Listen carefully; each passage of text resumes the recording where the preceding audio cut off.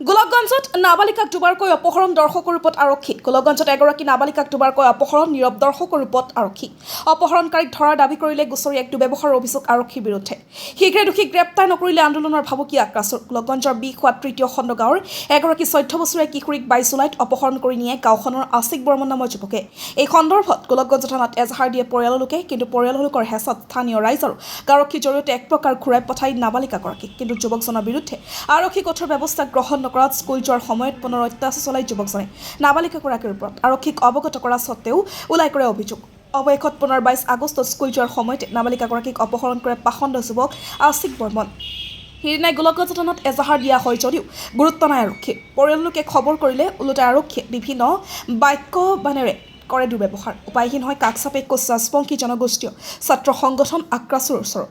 আক্ৰাছুৰ মুকলি সকিয়নি শীঘ্ৰে কিশোৰীগৰাকীক উদ্ধাৰ নকৰিলে ঘোষণা কৰিবলৈ বাধ্য হ'ব আন্দোলনৰ কাৰ্যসূচী। পিতৃৰ অভিযোগ, আৰক্ষীয়ে প্ৰথমবাৰে যুৱকজনৰ বিৰুদ্ধে কঠোৰ ব্যৱস্থা গ্ৰহণ কৰিলে পুনৰাবৃত্তি নহ'ল হয় দ্বিতীয়বাৰ। ইয়াৰ বাবে সম্পূৰ্ণ আৰক্ষীয়ে জগৰীয়া বুলি অভিযোগ উত্থাপিত হৈছে। গোলকগঞ্জৰ পৰা তপন ৰায় ৰিপৰ্ট, নৰ্থ ইষ্ট ফ্ৰণ্টিয়াৰ নিউজ। মোর সবাটাক তার মানে এমনি জবরদস্তি ঘরের পড়া মানে উঠাই লই গেছে রাতি, মানে রাতির পড়া উঠাই লই গেছে। আমি তো তারপরে সকালে উঠিয়ে সব দেখুন বিছনাথ নাই। তারপরে আমি ইফাকে ভয়ে যোগাযোগ করলু, খবর নিলু, কোথাও নাই।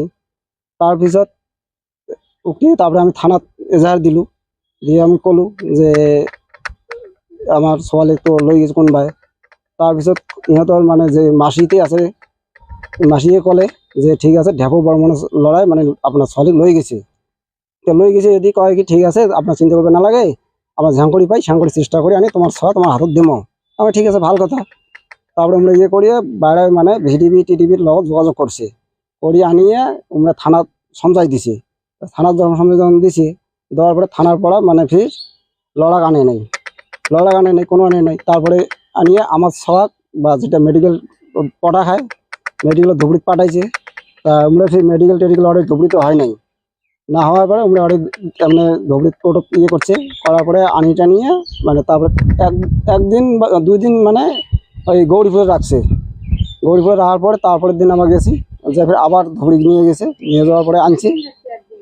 আনার পরে তারপরে আমার গাড়ি থানাত মানে আমরা তারপরে দিছে, দেওয়ার পরে আমরা ফির কছি যে স্যার আমরা গরিব মানুষ, আমার ছোৱালী স্কুলত পাঠামো, যে আরও নিয়ে যায়। হয় আপনার লোক এই ছোৱাক স্কুলত পাঠাক, কিবা অসুবিধা হলে মই আছো, আপনার কোনো চিন্তা করবে না লাগে। তারপরে তারপরে ছোৱালীক এমন করে স্কুলত পড়ালো, ছোৱালী যখন পরীক্ষা আছে স্কুলত পড়া খাবি।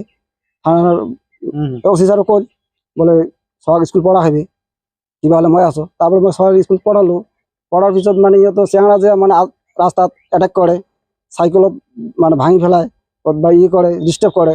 আমি তারপরে তেতিয়া বিধান ছাড়ক ফোন করলো, সেকেন্ড ওসি ছাড়ক, যে মোর ছোৱালীর এমনি করে ডিস্টার্ব দিয়ে আছে, আপনি কিবা একটা ব্যবস্থা লওক। কয় নহয় মই পোস্ট জালত থৈছো, ইহঁতক আপনার ছোৱালী কেন ডিস্টার্ব দিব। তারপরে মই কলো যে স্যার আপনি অর্ডার দিয়ক, আমি তাক অ্যারেস্ট করিম, ধরিয়ে আমি আপনার হাতত সমঝাই দিম। তারপরে কি কয় কি ফির আমি কলো, তারপরে ওসি স্যারের অবস্থা আসলো, ওসি স্যার কলো, তারপর ওসি স্যার ফির বিধান মাতিল। তাৰপিছত আকৌ মানে ইহঁত মানে স্কুলত গেছে, ৰতিয়েদা হাই স্কুলত গেছে, স্কুলৰ পৰা মানে জবৰদস্তি মানে লৈ গেছে, উঠাই লৈ গেছে। এতিয়া লৈ গিয়ে মানে ক'ত বা বিক্ৰী কৰিছে বা কিবা ক্ৰিমিনেল কৰিছে, এতিয়া আমি লৈ মানে কোনো খবৰ পোৱা নাই।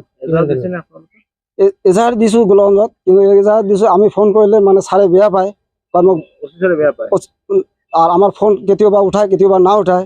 আমি কৈছো ঠিক আছে আমার গরিব মানুষকে বিচার বলতে নাই বোধ যোগাযোগ কৰিছে, অফিচাৰ লগত যোগাযোগ কৰিছে। অফিচাৰ কৈছে আমি আগত ধৰে যেনেকুৱা মানে সহায় কৰি বা যেনেকৈ আনি দিছো এনেকৈ আমি আপোনাক আনি দিম। কিন্তু আমি কৈ আছো কয় ভাইৰে বহুত চেষ্টা কৰিব লাগিব, তো বহুত দূৰত আছে আপোনাৰ ছোৱালী, আমি চেষ্টা কৰি আছো, কিন্তু এতিয়া লৈ আমাৰ ছোৱালী হ'ল আজি হয় 22 দিন হ'ল, কোনো মানে খবৰ নাই। যে যোৱা 18/7 অৰ্থাৎ 18 জুলাই 2024 তাৰিখ বিছখোৱা তৃতীয় খণ্ড গাঁৱৰ এগৰাকী নাবালিকা, সি প্ৰথমবাৰ পলুৱাই লৈ যায়। স্থানীয় ৰাইজৰ সহযোগত তাইক উদ্ধাৰ কৰিবলৈ সক্ষম হয়।